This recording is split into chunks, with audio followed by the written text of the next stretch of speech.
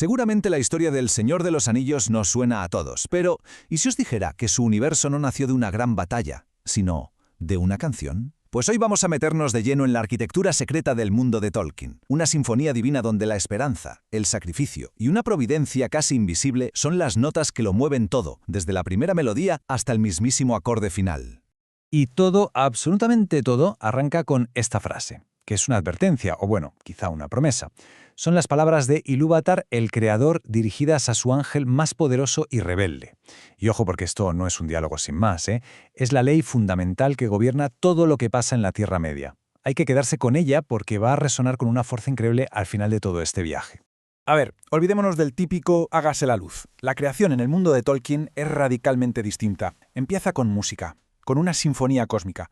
Ilúvatar, el creador, no impone ni da órdenes. Él propone un tema musical y convoca a unos seres angélicos, los Ainur, para que se unan a la melodía y, literalmente, canten el mundo para que exista. Y esto es vital para entenderlo todo. La música no era una banda sonora que acompañaba, no. La música era el acto de crear.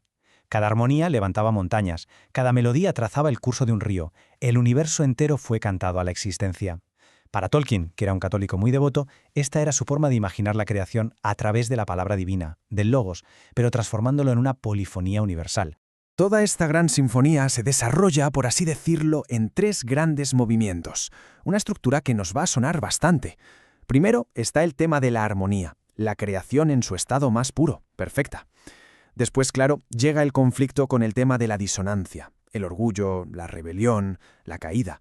Y finalmente, el tercer tema, el más misterioso y potente de todos, el de la redención, la promesa de que la propia música se va a sanar a sí misma. ¿Y cómo se estropea una armonía perfecta? Pues con una nota de orgullo. Melkor, el más brillante y poderoso de los Ainur, se aburrió de tocar la partitura de Ilúvatar. Él quería componer la suya propia, tejer pensamientos que no venían del creador. Ya no buscaba colaborar, lo que quería era dominar la sinfonía. Esta idea es fundamental para entender el concepto del mal en Tolkien. El mal no es una fuerza creativa. No puede construir nada desde cero. Solo sabe corromper, retorcer, desfigurar el bien que ya existe. Es, en esencia, un parásito de la creación. Esa nota discordante que intenta arruinar una melodía perfecta. Y esa disonancia tuvo 2 grandes directores de orquesta.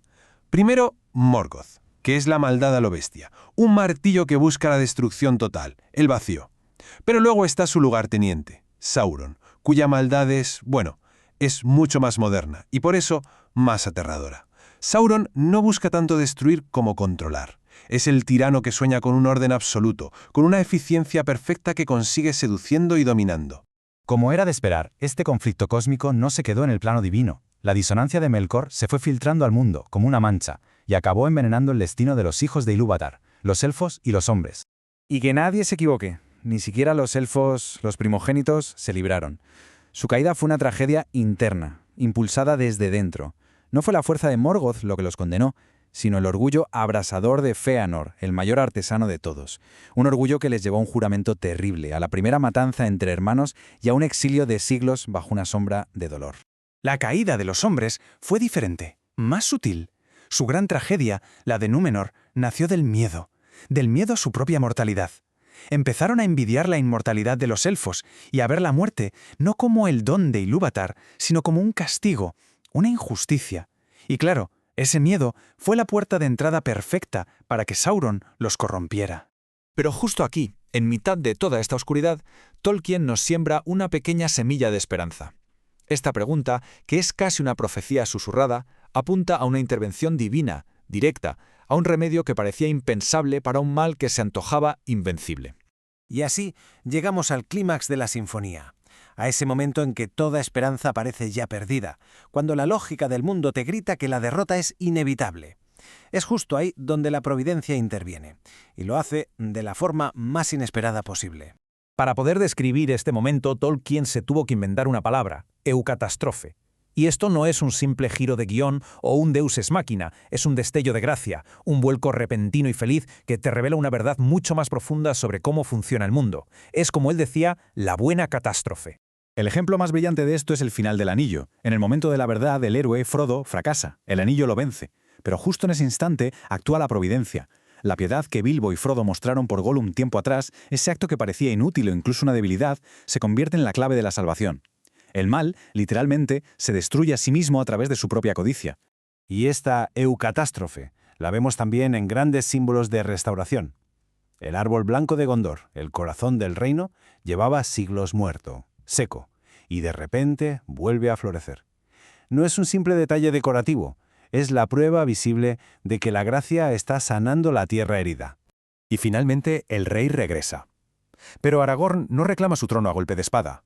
Su verdadera coronación ocurre cuando cura a los heridos en las casas de curación. Porque como dice el antiguo proverbio, las manos del rey son manos que sanan. El poder legítimo para Tolkien no es el que domina, sino el que sirve y el que restaura. Detrás de cada una de estas buenas catástrofes se encuentra este concepto, Estel. Y Estel no es el simple optimismo de pensar que las cosas saldrán bien, es una confianza inquebrantable en que, incluso en la oscuridad más absoluta, hay un bien superior actuando. Es la fe que te permite seguir adelante sin ver el final del camino.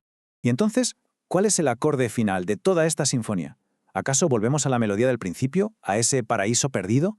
La respuesta de Tolkien es mucho más compleja y la verdad mucho más hermosa. Y aquí volvemos al principio, a la promesa de Ilúvatar. La disonancia de Melkor no fue simplemente eliminada, fue integrada.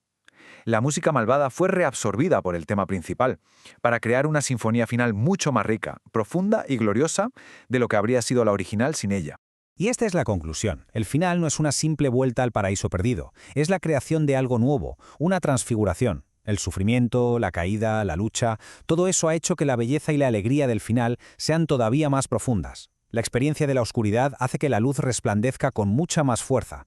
Nos vamos con esta reflexión. Si al final todo, incluso la maldad, contribuye al plan de Ilúvatar, ¿por qué importa la lucha de Frodo, de Sam o de Aragón? Quizás Tolkien nos sugiere que nuestra lucha no consiste en determinar el resultado final, porque eso pertenece a la providencia. Quizás se trata más bien de elegir en qué parte de la sinfonía queremos tocar.